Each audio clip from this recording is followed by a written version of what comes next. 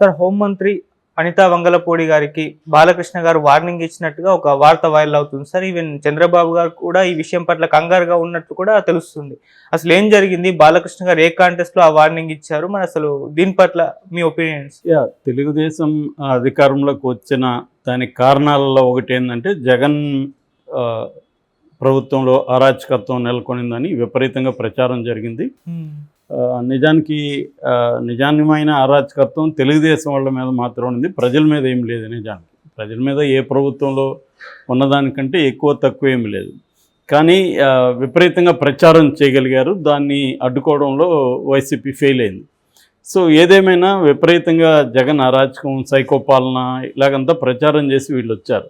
So అందువల్ల వీళ్ళు భిన్నమైన పాలన ఇస్తారని జనం ఎక్స్పెక్ట్ చేసి వీళ్ళకి ఓట్లేశారు. కానీ అంతకంటే వరస్ట్గానే స్టార్ట్ అయింది యాక్చువల్గా. సో మనం ఆల్రెడీ చాలా సార్లు చెప్పుకున్నాము.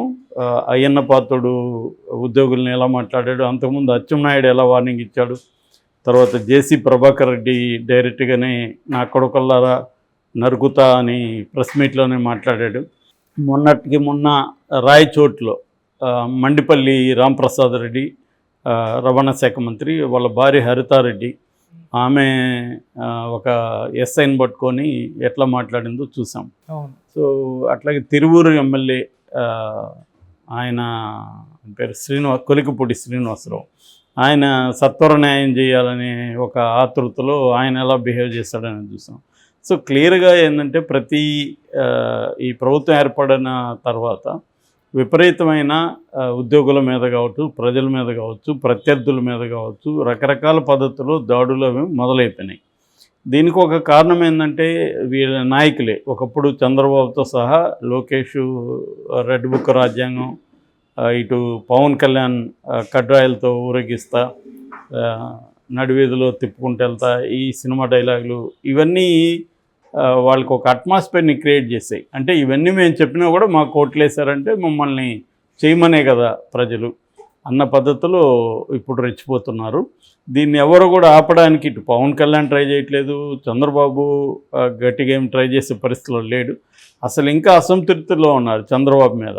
ఇంకా ఈ పార్టీకి జగన్ ఎందుకు జైల్లో పెట్టలేదు, ఈ పార్టీకి ఎందుకు కొడాలనాన్ని వీళ్ళందరినీ జైల్లో పెట్టేయలేదు, మనం చెప్పాం కదా అన్న పద్ధతిలో అసంతృప్తితో ఉన్నారు. సో ఈ కాంటెక్స్ట్లో వితిన్ ద తెలుగుదేశంలో కూడా ఇవాళ ప్రాబ్లమ్స్ మొదలైనాయి. సో ఏంటంటే అది ఒకసారి నువ్వు అరాచకత్వానికి తెర లేపేస్తే అది స్ట్రైట్గా శత్రువు వైపే వెళ్ళదు, ఎటంటే అటు వెళ్ళిపోతుంది అది. సో ఆ రకంగా ఇప్పుడు కొత్తగా ఒక వార్త నిన్నటి నుంచి వైరల్ అవుతుంది. అదేంటంటే వంగలపూడి అనితకు బాలకృష్ణ వార్నింగ్ ఇచ్చాడని. మరి ఒక హోమ్ మినిస్టర్కు ఒక ఎమ్మెల్యే వార్నింగ్ ఇవ్వడం మామూలుగా అయితే ఇది విచిత్రంగానూ విడ్డూరంగానూ ఉంటుంది. కానీ ఇక్కడ తెలుగుదేశంలో ఉన్న పరిస్థితి వేరు. బాలకృష్ణ ఎమ్మెల్యే కావచ్చు, కానీ ఆయన చంద్రబాబు వియ్యంకుడు, లోకేష్కి మామ. సో ఆయనకున్న రెండోది ఆయన ఎన్టీఆర్ వారసుడు. ఇవన్నీ ఆయనకి, అందువల్ల అతను రాజ్యాంగేతర శక్తిగా బిహేవ్ చేస్తున్నాడు. ఆయనకేం పదవులు అక్కర్లేదు, ఎవరినన్నా వార్నింగ్ ఇవ్వగలడు, ఎవరికైనా ఏదన్నా చెప్పగలడు. సో అది కాంటెక్స్టు. అయితే ఎందుకు బాలకృష్ణ వార్నింగ్ ఇచ్చాడు, నిజంగా వార్నింగ్ ఇచ్చాడా లేదా అనేది కరెక్ట్గా మనకైతే తెలియదు. కానీ వార్త ఎలా వస్తుంది. సో వార్నింగ్ ఇవ్వడానికి కారణం ఏంటంటే అమలాపురంలో వన్ అనే ఒక పెద్ద హోటల్ ఉంది. ఆ హోటల్కి చాలా విఐపీలంతా వస్తుంటారు.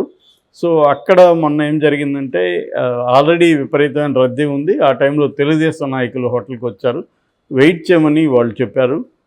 మేమేంద్ర వెయిట్ చేసేదని వాళ్ళు గొడవకి వెళ్ళి ఆ సిబ్బందిని కొట్టారు. సో ఆ సిబ్బంది ఇమీడియట్గా అమెరికాలో ఉంటున్న దాని ఓనర్కి ఫోన్ చేశారు, ఎన్ఆర్ఐ ఆయన. సో ఆయనకు ఫోన్ చేస్తే ఆయన సీరియస్గా తీసుకున్నాడు. ఆయన బాలకృష్ణ క్లోజ్ ఫ్రెండ్ అని చెప్తున్నారు. సో ఆయన బాలకృష్ణకు ఫోన్ చేసి చాలా బాధపడ్డాడు. ఇలాగా తెలుగుదేశం వాళ్ళు చేశారంటే ఎవరు వాళ్ళు అంటే ఇట్లా అనిత అనుచరులంట అని చెప్పారు. సో ఈయన అనితకు ఫోన్ చేసి ఇలాగా మీ అనుచరులు ఇలా చేశారంట, కొద్ది కంట్రోల్ చేసుకోని చెప్పినాడని చెప్తున్నారు. పాజిబిలిటీ ఉందంటే ఉంది. ఎందుకంటే ఆయన ఫ్రెండ్ హోటల్ ఒకరు అక్రమంగా వచ్చి ఇలా చేసినప్పుడు అనిత అనుచరులు కాబట్టి అనితకు చెప్పచ్చు, అందులో వార్నింగ్ ఉండకపోవచ్చు. ఇలా జరిగింది, నీ దృష్టికి తీసుకొస్తున్నా, కొద్దిగా వాళ్ళని కంట్రోల్ చేసుకో అని చెప్పుండొచ్చు. బాలకృష్ణ స్థాయి చెప్తే ఖచ్చితంగా అనిత లాంటి వాళ్ళు ఫాలో అవుతారు తప్ప అంతకంటే ఏమీ ఉండదు అక్కడ. అనిత హోమ్ మినిస్టర్ కావచ్చు, ఇంకొకటి కావచ్చు, కానీ మొత్తంగా చూసుకున్నప్పుడు వీళ్ళ ఫ్యామిలీలో బాలకృష్ణ ఒక కీ రోల్ అయితే ఉంది. ఎందుకంటే చంద్రబాబు అరెస్ట్ అప్పుడు కూడా బాలకృష్ణకి పగ్గాలు ఇచ్చే పరిస్థితి ఉంది, కానీ బాలకృష్ణ దానికి సూటిగాడని చంద్రబాబు అతను ముందుకు తీసుకురాలేదు. ఎందుకంటే ఆయన ప్రత్యక్ష రాజకీయాల్లో బాలకృష్ణ కష్టం, ఆయన యాటిట్యూడు, ఆయన type of dealing with people. ఆయన ఏంటంటే మనసులో ఏది దాచుకొని రాజకీయంగా లోపల ఒకటి పెట్టుకొని బయట ఒకటి డీల్ చేసే వ్యక్తి కాదు. తనకి ఇంపల్సివ్గా ఉంటాడు, తనకి ఏమనిపిస్తుంది చెప్పేయడం, దాని కాన్సిక్వెన్సెస్ ఆలోచించకపోవడం అనేది బాలకృష్ణకు ఉండే నేచరు. రెండోది, అతను ఫ్లూయెంట్గా ఒక విషయాన్ని స్పష్టంగా ప్రజలకు చెప్పే కైండ్ ఆఫ్ కూడా అతనికి అలవాట్లేదు. అతనికి సినిమా డైలాగులు ఉంటాయి, కానీ అక్కడే మనకి పవన్ కళ్యాణ్కి అతనికి తేడా కనిపిస్తుంది. పవన్ కళ్యాణ్ సినిమాలో కంటే కూడా బయట బాగా డైలాగులు చెప్పగలడు. బాలకృష్ణకి ఆ ప్రాబ్లం ఉంది, ఒక ఫ్లో రాదు అతనికి.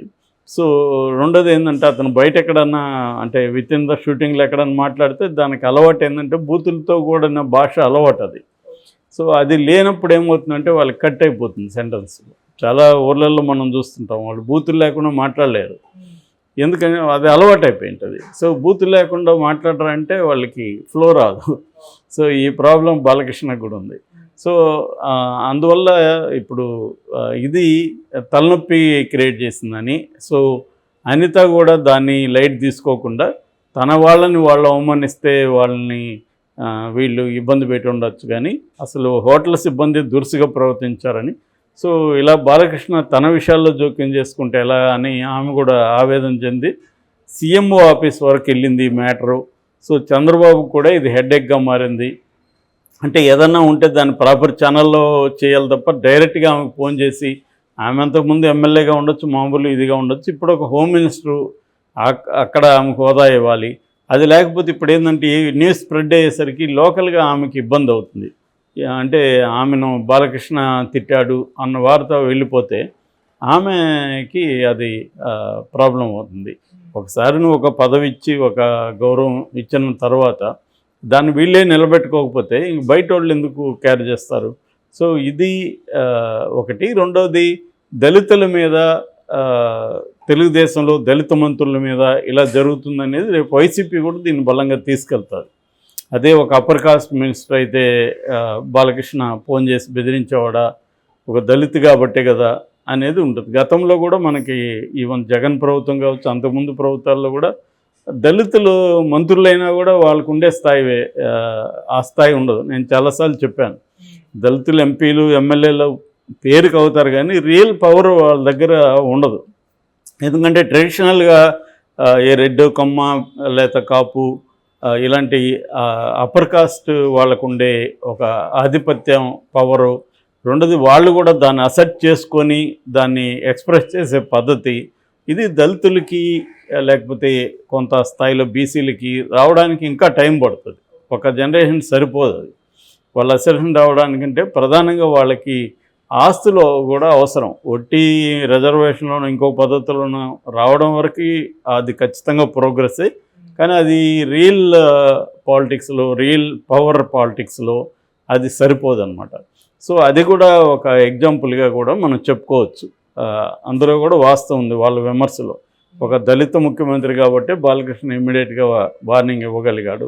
అదే వేరే వాళ్ళు అక్కడ లోకల్గా పవర్ ఉంటే బాలకృష్ణకు కూడా కొంత జాగ్రత్త. ఇప్పుడు ఏ పరిటాల శ్రీరాములకు ఫోన్ చేసి అలా మాట్లాడలేడు కదా బాలకృష్ణ, సునీతకు ఫోన్ చేసి అలా మాట్లాడలేడు. క్లియర్గా అక్కడ అయితే ఆ తేడా అయితే మనకి కనిపిస్తుంది, అది చాలా స్పష్టంగా ఉంది. ఈ కేసులో కూడా అదే మనకు కనబడుతుంది. ఒక దళితుల్ని వాళ్ళకి విధి లేక అవసరం కాబట్టి ఇవ్వడం అనేది చేస్తారు తప్ప, ఇప్పటికి కూడా అప్పర్ కాస్ట్కి ఏంటంటే వాళ్ళని రియల్గా వాళ్ళకి పవర్ ఉన్నట్టుగా వాళ్ళతో బిహేవ్ చేయరు అనేది పద్ధతి లేదు ఇప్పటికి కూడా.